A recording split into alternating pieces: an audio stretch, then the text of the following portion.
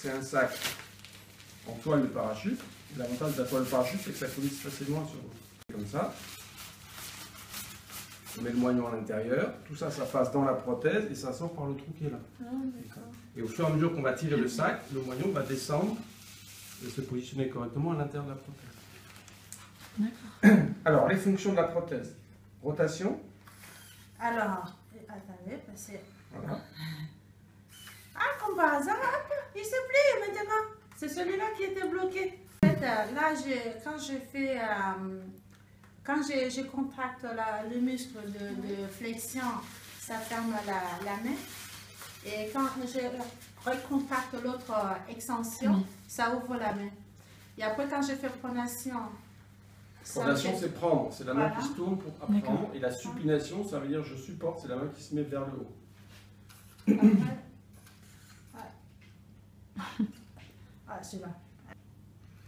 Voilà, là c'est supination. Ouais, et là c'est pronation. Non, là c'est supination. Et ah, par rapport au sens, là, oui, d'accord. C'est pronation.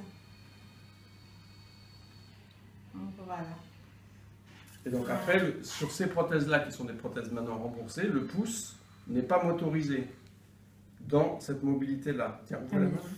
Ça veut dire que si je veux faire une pince comme ça, il faut que j'utilise l'autre main pour mettre le pouce là, et à ce moment-là, je peux fermer la pince comme ça. D'accord. Si par contre je veux faire une pince comme ça, il faut que je repositionne mon pouce pour venir faire ça. Mais ça, je suis obligé de le faire avec l'autre main, alors qu'il existe des moteurs, mais le système de moteur comme ça n'est pas remboursé. Ah, d'accord. Et est-ce qu'on peut savoir, sans vouloir faire de sujet tabou, combien ça coûte environ une prothèse comme ça de bras? Je crois que c'est à peu près 26 000 € la main. D'accord. Une main.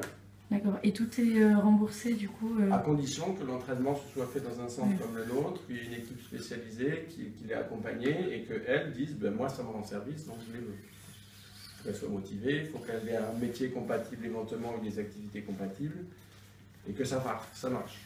Du matériel qu'on achète, ainsi que le moteur qui est à l'intérieur, le système de batterie qui est ici, alors que toute cette partie-là, c'est Emmanuel, notre prothésiste, qui l'a fabriqué sur mesure, pour s'adapter vraiment à la forme du moignon.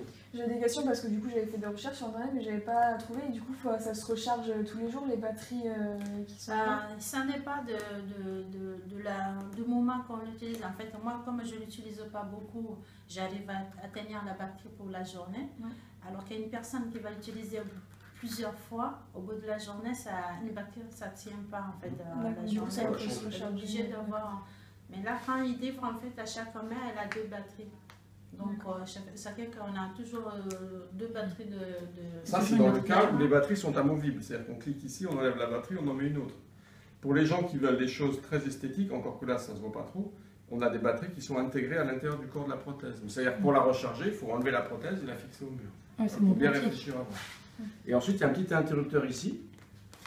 Celui-là, en fait, si je l'éteins, voilà, je ne peux pas plier les doigts. Il peut tourner, mais pas plier les doigts. Je ne peux pas plier comme ça. Ça peut être utile notamment pour conduire. Pour conduire, on a besoin d'avoir une main qui est fiable. Et donc souvent, les gens, ils ferment la main sur le système qui est sur le volant et ensuite, ils coupent l'interrupteur pour que la main ne s'ouvre pas alors qu'on est en train de conduire. Mais là, j'ai demandé aussi à Emmanuel, elle me fait un autre pour une façon que, une fois que je vais fermer la main, pour conduire la voiture, je pourrais l'éteindre complètement sans enlever la batterie. Comme ça, même, il n'aura pas à tourner. C'est mieux. Donc, ouais, ça m'arrangerait bien parce que sinon, je suis obligée à chaque fois d'enlever la batterie pour... voilà. Donc, il y a encore un peu de travail parce qu'on n'est pas tout à fait au point encore. Alors après, ce système de main, c'est ce qu'on appelle... Donc, il y a un moteur par doigt. Alors qu'avant, les autres mains électriques qu'on avait, il y avait un seul moteur pour ouvrir et fermer. Et l'avantage, c'est que les moteurs sont débrayables. Ça veut dire que s'il y a un obstacle, les doigts restent ouverts. Ah oui, d'accord. Donc ça permet d'attraper éventuellement des choses comme ça. Et les autres doigts se ferment dessous. Et donc on peut avoir des systèmes de prise où on tient en haut et ensuite c'est posé dessous. Ou bien si on veut effectivement taper un code, on vient fermer la main sur un obstacle comme ça. Ah oui. Ah, ça va tourner, voilà, et à ce moment-là, on peut pointer pour taper un ordinateur ou taper un code, etc.